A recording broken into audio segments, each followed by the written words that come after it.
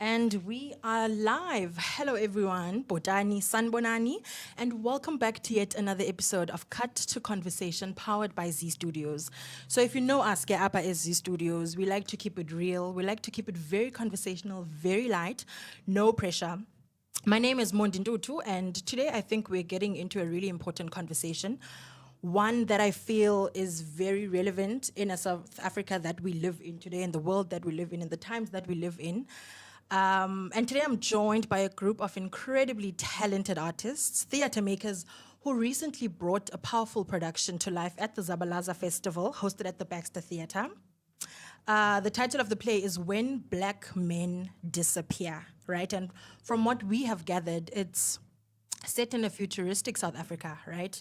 It explores themes of masculinity, identity, surveillance, and essentially just what it means to rebuild in a society shaped by history and trauma. And now I don't want to speak for the work, which is why I've brought the brilliant minds behind it here today.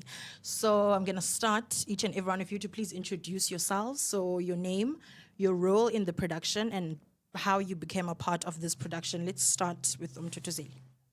My name is Mtutuzeli Zimba, also known as Blaze. I am a theatre maker.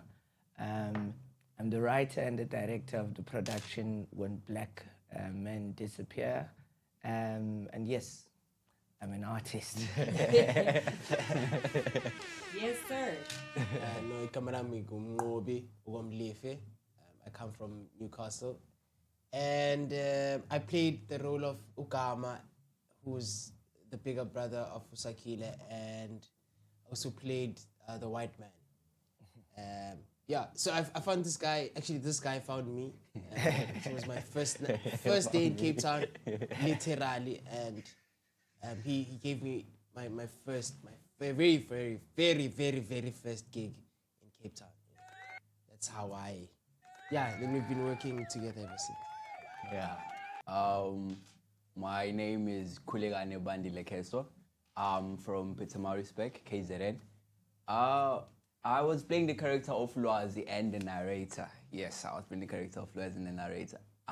But now, I joined the show later on. They were already in rehearsal when I was coming in. There was already a moving train. And then I think it was like 4 weeks before the Zabalaza Festival, or I'm not too sure, because something happened to one of the cast that was doing the role and they had to leave.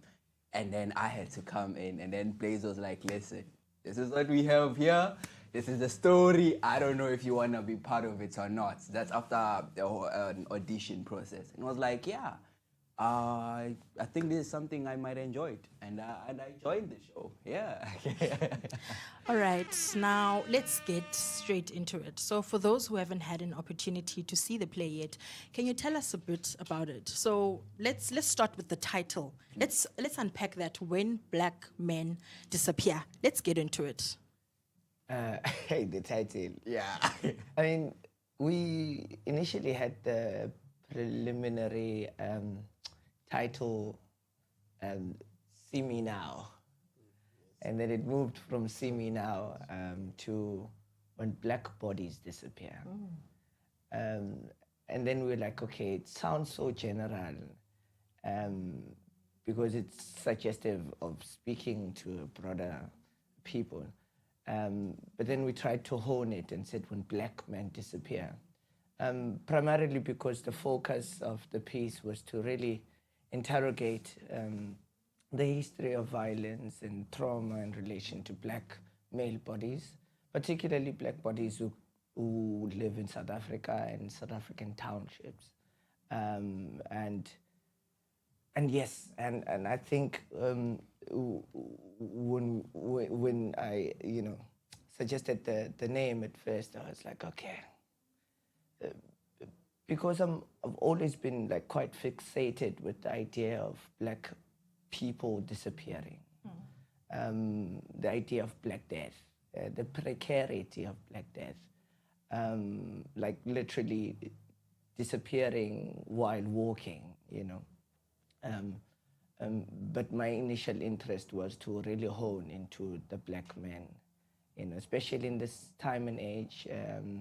and with everything that is happening around, gender-based violence, but also, the future of black male bodies, because there's this suggestion that, they must be killed, and my biggest question was, and then what? How do we then move as a society? So I thought the title itself would be quite relevant and familiar, because it spoke to people who had brothers, who had fathers, who had boy children. Yes, yeah. I think also when we were sitting and talking, because what Blaze does is that as much as he's bringing in the work, he would question us. So it's like, as a performer, where are you at and what is your understanding? So when he proposes and was like, yeah, black men disappear, and what is your initial thought on it? He asked us. And then when my reflection on it, I was like, actually, because in South Africa, most of us grew up with absent fathers. And that very much is the hint. It's when black men disappear. So to me, when I think black men, I think, my father. When my father disappeared. So it was like a very strong topic to grapple with, but also very interesting.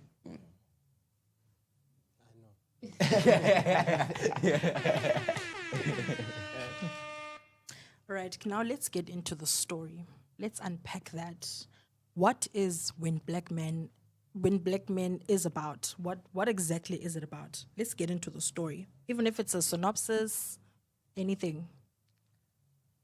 I mean, the chance will tell you that, I'm very bad with synopses. I'm a poet. Yeah. So I like talking a lot and writing a lot. Yeah. So I struggle with making things brief. When Black Men Disappear is a poetic reckoning that tells the story of these 4 black men in a post-apocalyptic world who find themselves in this dispatched land, and they try to reimagine themselves anew. But everything happens right after a rebellion. And even in the story itself, these black men are deemed as escapees, the survivors of that world.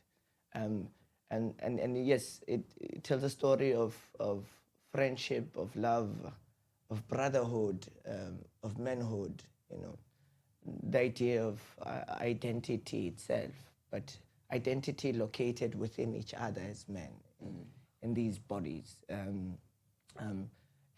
an unprecedented day, a white man who comes from the outside world comes into this world, and then he proposes what he deems as the eye of God, or the eye of truth, and these eye of truth is actually surveillance cameras, and the surveillance cameras is to constant monitor their movement in the space and how they reimagine themselves.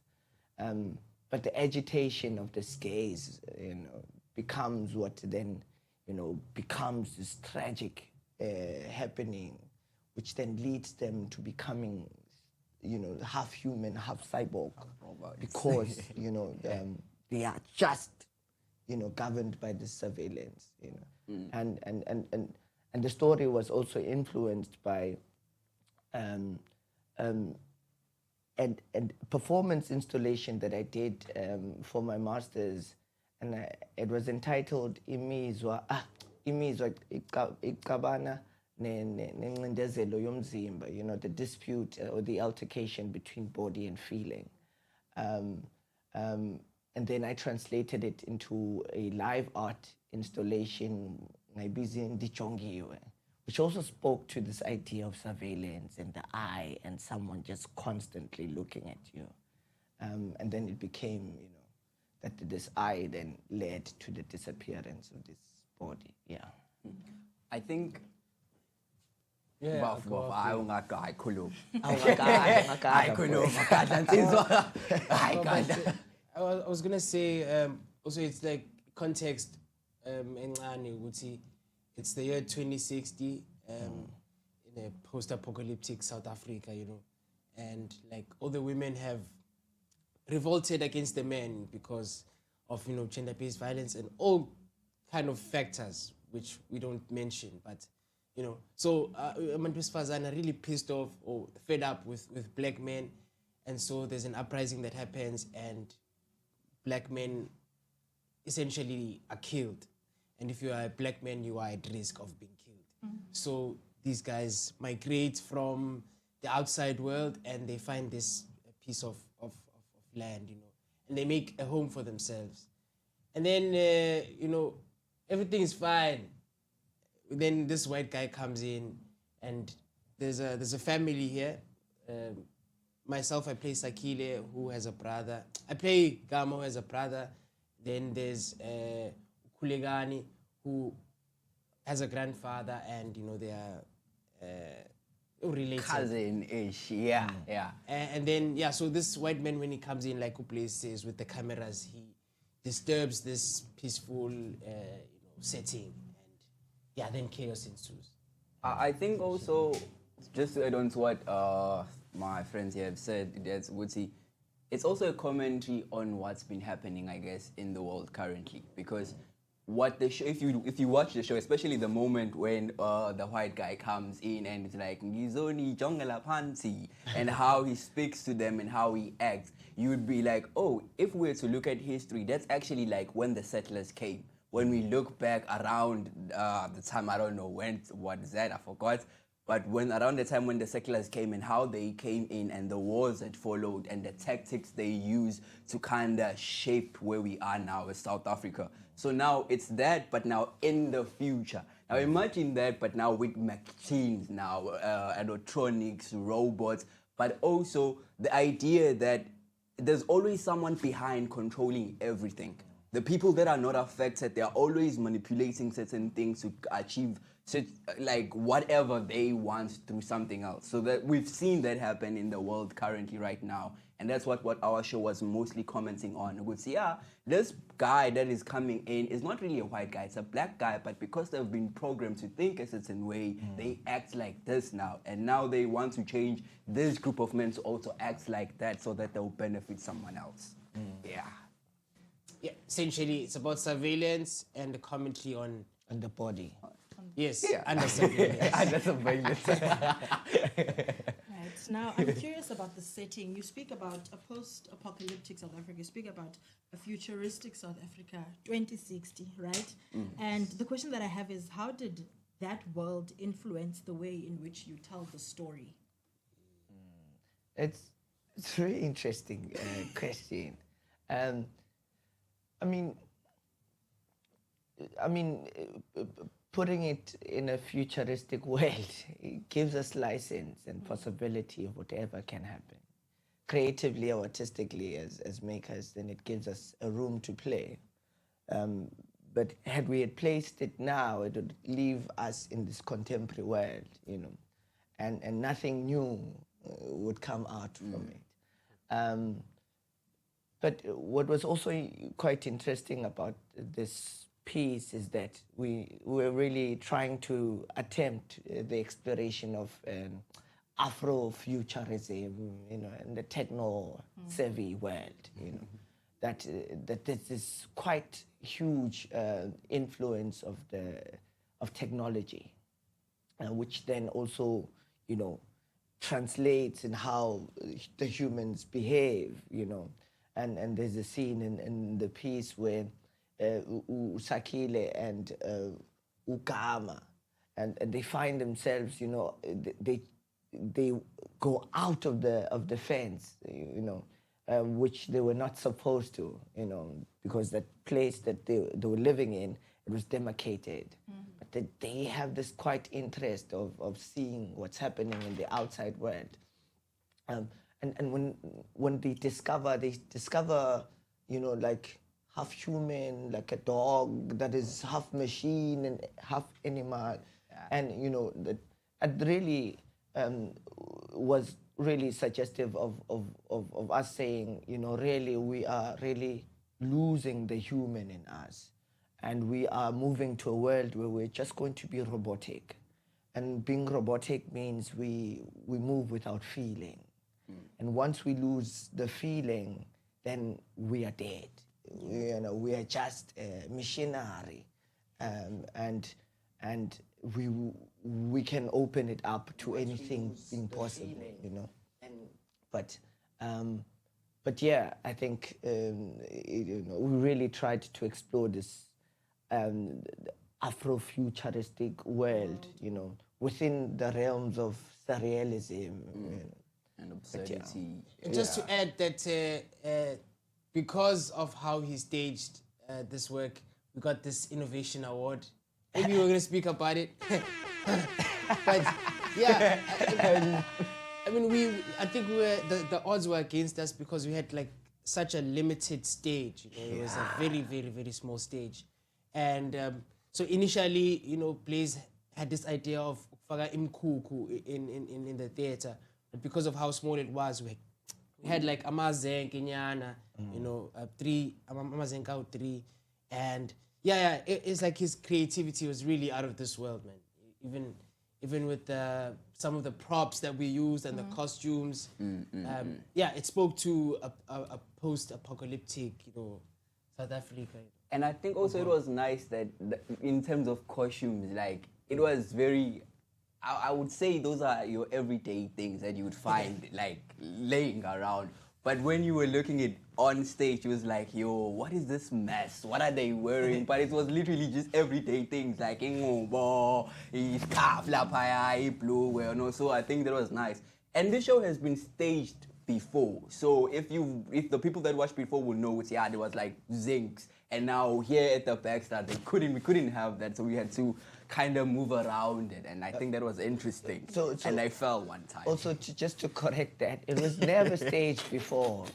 And I think because we had staged an installation, and from the performance installation, we then wrote a play out of it.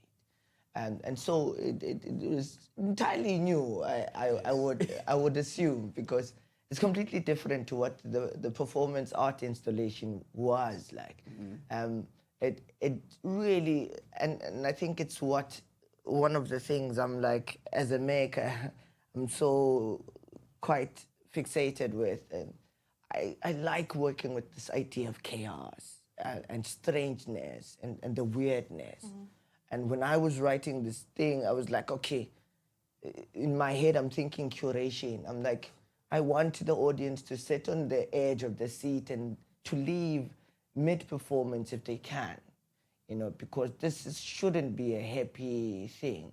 It speaks to the tragedy of black men, you know, and really people's sons and husbands dying, you know, this is war, you know.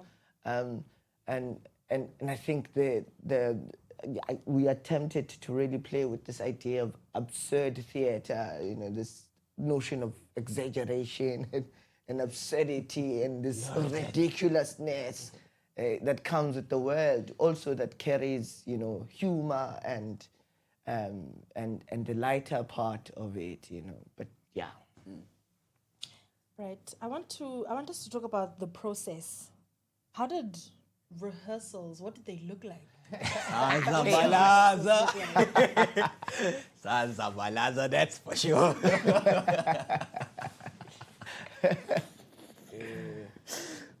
Yeah. Really, really hard. It was a very, very difficult process. Also because of like when you're working with abantu who also have other things on the side that they're doing, and you're trying to pay rent. Ngapa, you know, there's black tax, you know, and you have like such a limited time because, you know, Blaze is also teaching, and he's also trying to grapple with the story at the same time. You know, we don't have space, so it was very difficult, and I think it gives testament to the type of festival we were in, Zabalaza Festival, like Zabalaza ngempela. But all in all, what I took out of it is that I learned a lot about myself and my positionality as a black man, in South Africa at this moment, and yeah. Yeah. I guess that's why it's called process. I guess. And also, I think what was quite interesting about the process itself is that yes, it's a Zabalaza Festival, and there's quite a lot of community groups that are also participating in the festival, and so we are working within shared spaces and limited resources. But I think for me as a maker, the challenges that comes with that was nothing out of the ordinary. Yeah, it's theatre. I mean, there's nothing different to how we navigate the everyday, from you walking out now and trying to get food at Woodstock or wherever, So it's a similar challenges. It's just like, it's really finding a particular perspective or your way of just looking at it and making it conducive for yourself, But I think the experience that it comes with is immeasurable. Yeah, I also think that's why the show became the way it was, because of everything that while we were rehearsing, the process of it, the things that we had to go through, and it just pushed you as a performer. Like if you find it okay, there's no space. I remember we rehearsed outside under a tree more than 3 times, and there was at Baxter there's this outside stage, and it's okay, if we don't get space, we're going outside. The show must go on. We rehearse, okay, if this person can't be here because they are doing another show, we know the show must go on. When they get here, we hoy. There was even the songs that we used to sing while we were rehearsing, we're like, yeah, kusavuma sinsizwa. Every single time, kusavuma sinsizwa. So it's like, it was a nice experience. It was hard, yes, but it's theatre. It's why we go there. Because it was collaborative, I think we as directors, we tend to take credit for everything, and which is really a lie, and most of the time I was like directing another show in Kailicha. I was moving from that show to directing this show and moving from that to teaching. So obviously my focus is split. And also because I really need the money to subsidize the production, so I need to do other jobs. But because of, I was also privileged, privileged enough to work with really professional actors and people who could take accountability and responsibility with each other. I didn't need to always be there. But they could say, okay, take us on warm-ups, Kuligani, start the first song, So when I come in, I come as a visionary and someone who's just going to create the world and make sense of everything, But the discipline and the training and really the crafting of it, it was quite collaborative. And I must applaud and thank you, all of you, for showing up and for showing up for me, Yeah. Oh, yeah. How did the audience respond to the play? There were different responses. Of course. Yes, there were different responses. I know that there was a certain group that watched the earlier shows. So because how big of our show was, I would say that the way obviously with live performances is always gonna be. So the first people that watched it were like, yeah, we get the concept, but it was so hard keeping up because there's like a lot happening, and because we have responded well to how the characters were written. That was especially your character. Yeah. And I think I think when you're very fortunate as an actor to find one, a good script, a well-written script, and a well-directed script. Then as an actor, you're given the freedom to play. Yeah. And that was the comment from most people who watched it. You guys were so playful, and I loved your character because of this and that, you know. So I think, yeah, they loved how the characters were written. Especially the white guy, like, well, white black guy. Yeah, your character, the second character you played, people loved every single time you said, especially Ngizoni Jongala Panti, and then yeah, so that was nice. I think for me, like, I got really different responses, and from different people. So some responses were coming from academics, and some responses were coming from directors, and some responses were coming from the general audience, you know. And for me, it was quite interesting because of how rich of the text and how it was, you know, written. Heightened. Really heightened, you know. So it needs a level of concentration, you know, the level of focus of really taking in what the text is saying. But also because how big of the performance it was, you know, it also says within the bigger materiality of the text itself, but there's this grandeur, physical language that is proposed and so within the aesthetics of the world then becomes like a subtext and everything. So it was really quite a lot to take in. But it was quite interesting because people had a lot to talk about, be it a critique or a compliment.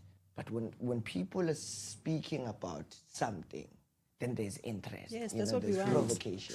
True. And for me, I was like, okay, whatever it is, say I'm gay, and Yeah. we accept it. You know? Especially for this show, because Yeah. the topic that we were talking about, like, kind of gives you that to see, like, it's either you're gonna be for it, you're gonna be confused by it, or you're gonna be thinking about it, but there's gonna be something. Yep. Eso vida. Yeah. Now, I want to make this a bit personal. What did when black men disappeared teach you about yourself as a creative, or just as umtutuzeli nje? What did it teach you about yourself or about each other? I mean, I think, yeah, it's personal now. Yeah. It's your car, like, yeah. So, I am from Eval, you know, from a small township called Everton. You know, it's very infamous, it's notorious. You know, it's not known for good things, really. But it has so much talent and great minds. And I grew up in a space of chaos and violence. And when I sit down and reflect from the production now, I've realized that I am, you know, really, really agitated and very concerned with the development of black men. And not just black men, but with the development of myself as a black man. I'm trying to find and make sense and meaning of this world and my positionality in the world, my contribution in the world itself, and what it means to be me. I was raised by a very strong woman, man, you know, very loving woman, you know, and I'll always give him credit, you know, because I really think she didn't do a bad job, you know, and the onus will be up to me on how I carry on with it, you know. But yeah, I think it taught me that, you know, I am really trying to find a space of breathing, you know? And perhaps I've forgotten how to breathe. And perhaps I'm trying to learn how to breathe again within, you know, the footsteps of each character that was written. And it taught me that really black men do hurt, and it is okay to hurt. And it is okay to falter. It is okay to try again. And I shouldn't be too concerned about what the world thinks of me. I need to be concerned about what I think of myself and how I retain that. You know. Now, how do I assert myself in the world? How do I write my own story without being policed by society, outside the demarcations of stereotypes and what people may think of me? You know, if I say I am a loving person and I am a protector, and that should be enough for me. You know, I'll do it my own way. And if that fails, I'll try again.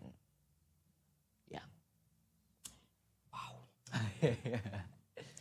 That was a question for everyone. It was. It really was. Yeah, I mean, when black men disappear, found me on the verge of a suicide, and yeah, man, I think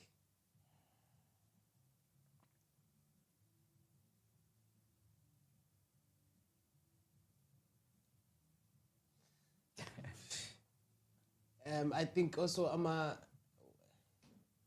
maybe let me not dwell on that, but Gama AIDS, you know, as Landela, there's a reason why we were given the names that we're given. System Tutuzeli. And, you know, his role in my life, not only as a director, you know, he did exactly that during that time. Tutuzela, you know, and Kulegani, you know, his name literally means, you know, pray. You know. And I learned how to pray again, man. How to learn to pray again. And in a way, I don't know if you believe in, you know, is super natural, you know, the universe and God or Badimu, you know, but somehow these things brought us together. And yeah, I learned a lot about Ubuntu, you know.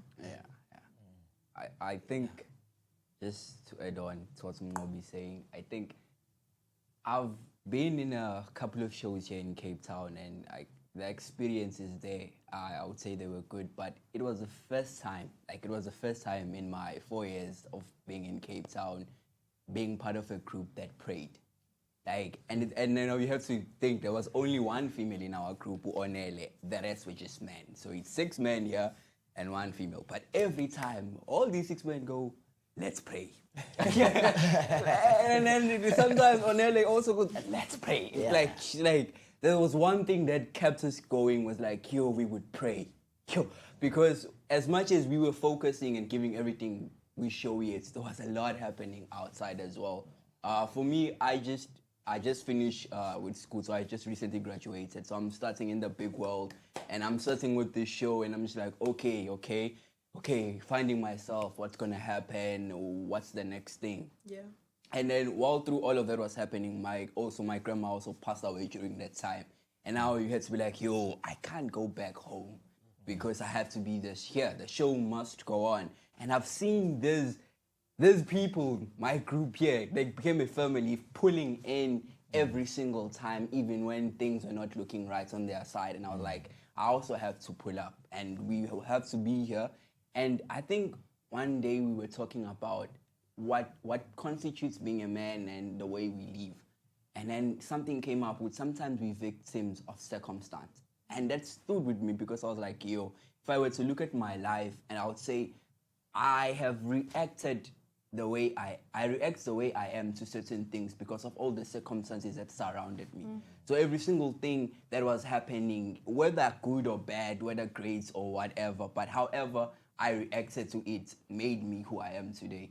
So we kept talking about it here. As men, we always forced to you have to react either way. You cannot not react. Of course. There has to always be a reaction. And we even felt that during the Zabalaza itself, when we were staging the show, the things that were happening in the theaters, and we're like, yeah, we always have to react, but now it's how you react that always counts. And that was a thing that we taught each other. So yeah. And you know, there was quite yes, we're black men, you know, but our relation was with a feminine energy. Really, you know, I remember at some point things were just like quite chaotic and things were going all wrong. And Sipo said, you know. And I called my mom and she did exactly that, you know. So even while finding ourselves, you know, we try and locate ourselves within the presence or this location of this feminine energy, which becomes like a compass that our understanding of manhood, because it's kuliswa singanabo baba, so it's always from this, you know, queen, you know, and you know, like ukhulekane chaza ukuthi gokwaqashona, you know, and right after we closed the show, I lost my mom the following day, like literally like 3 days later, you know. But the beautiful part of it was that, I mean, I went home, you know, with everything and the chaos that was happening, but there was a moment where I could think of Amachita, and I felt that I was held.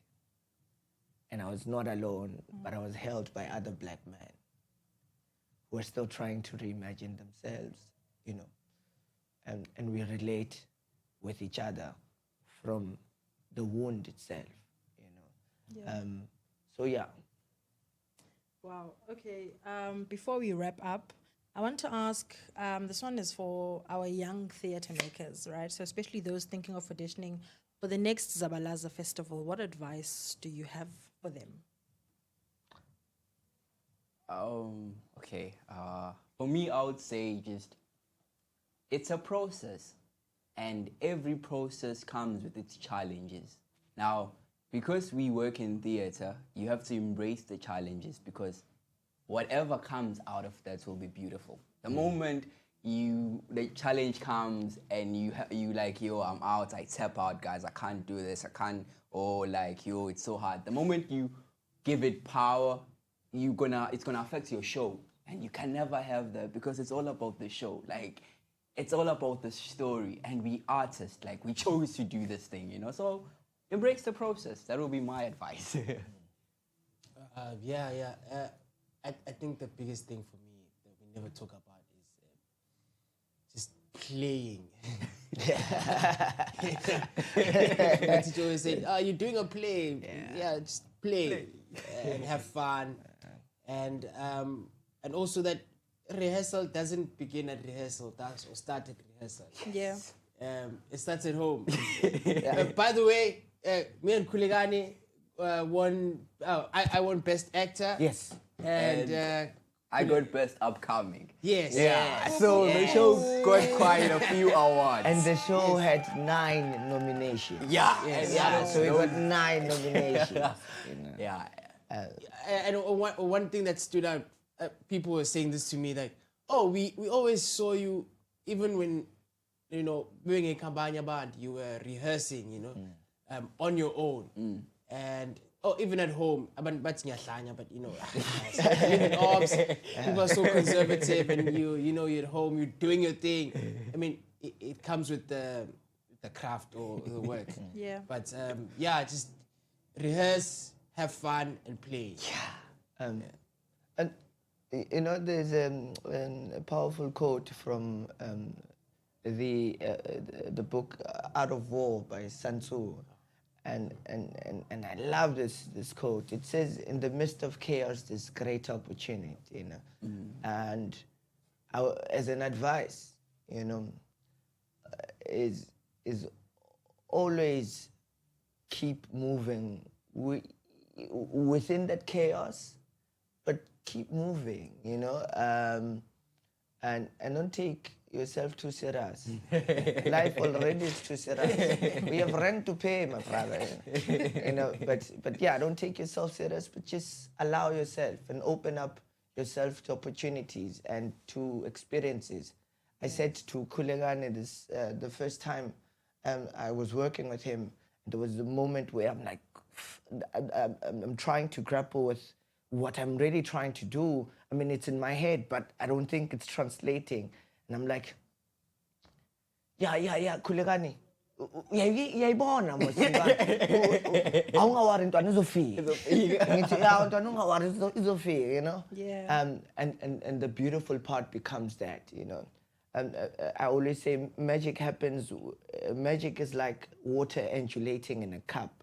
You know, when you keep doing this, the back and forth, the magic happens when there's tiny bits of spillages that happen during that course. And that's where you find yourself as a maker, as an artist, as a human being, man. You understand? Yeah. But it is possible. Abantu abamnyama will rise again and live again. They must just stay true to themselves and never forget that the struggle continues, man. We do and write all these plays because they are young people that we've left back in the township who still need us to go back to remind them of who they are. So all of us have really a social responsibility to do and to say, Aluta, you know, continue, or let's, however way, man. Yeah, with the 2 rand that you gave a homeless person on the road, by helping Makoko with a bag, by greeting a security guard, by cleaning up after yourself and not just throwing something down paper because there's someone who works there. Yeah.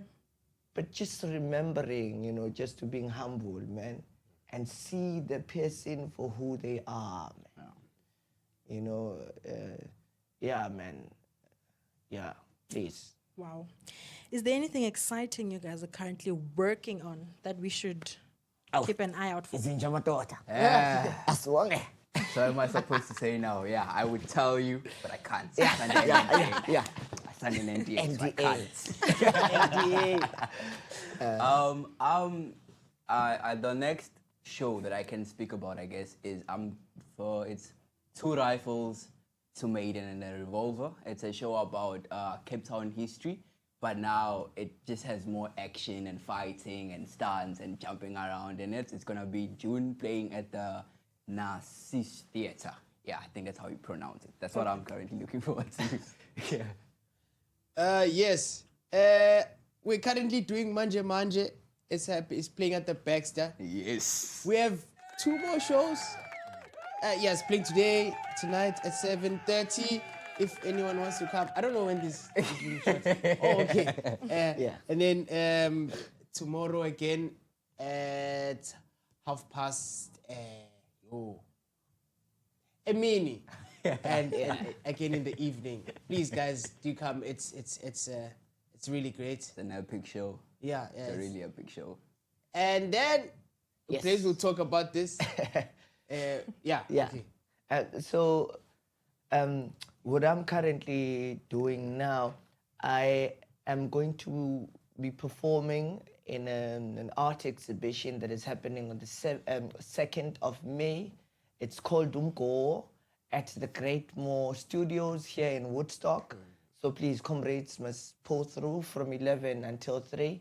And I'll be doing a special performance, and there'll be art painting sold. And, you know, let's commune and have discussions and collaborate and speak about ideas and dream together. Yeah. And secondly, on the from the 6th until the 9th of May at the Theatre Arts in Observatory. We are doing a double bill, 2 collaborative shows. It's Gauteng by Melusi and Undiswa James, and then I'm also directing Ndichongiwe, and a performance art installation. So we'll be doing like 2 shows.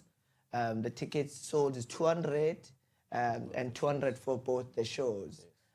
So please do come, comrades, and invite people. You know, I think the more we show up for each other, the more we will get to be respected in the industry. Absolutely. And the more we'll make money. Yeah. Neshoka Pila. Oh yes. Sonda. Okay. Yeah, guys, it's playing from the 25th to the 26th at Theatre Arts, and then again on the 27th and 28th at Delft and Makaza. Makaza. Azande, yes. Azande Theatre. Yes. Peter's a great guy. I went to Yes. school with him at the Market Theatre Laboratory. Please, if you can support. Yeah, you can. Support, yeah. That's what the show Yeah, please, comrades, let's watch shows, man. Let's watch shows. We are freelancing, and that's how we parent. Gents, you have been amazing. Thank you so much for joining us. And to everyone watching at home, thank you for tuning in. We'll see you next time on Cut to Conversation. Okay, I just wanted to thank our cast members. Okay. That aren't here with us. Our stage manager, Onelingletana, who's been phenomenal and helping us. She's like the core of our Proper piece. stage manager. And we've got Spesihle Kantini, please, no Sipho Kalako. So we'd like to thank them, Mama Chita Sevens and Abo, on this production. We'd like to salute you, and we thank you for all your contribution. Spawn. You have been lovely. This has been Cut to Conversation. It's a wrap. Thank you. I feel like I should have paid for that. I should have paid. Yo, I'm so late.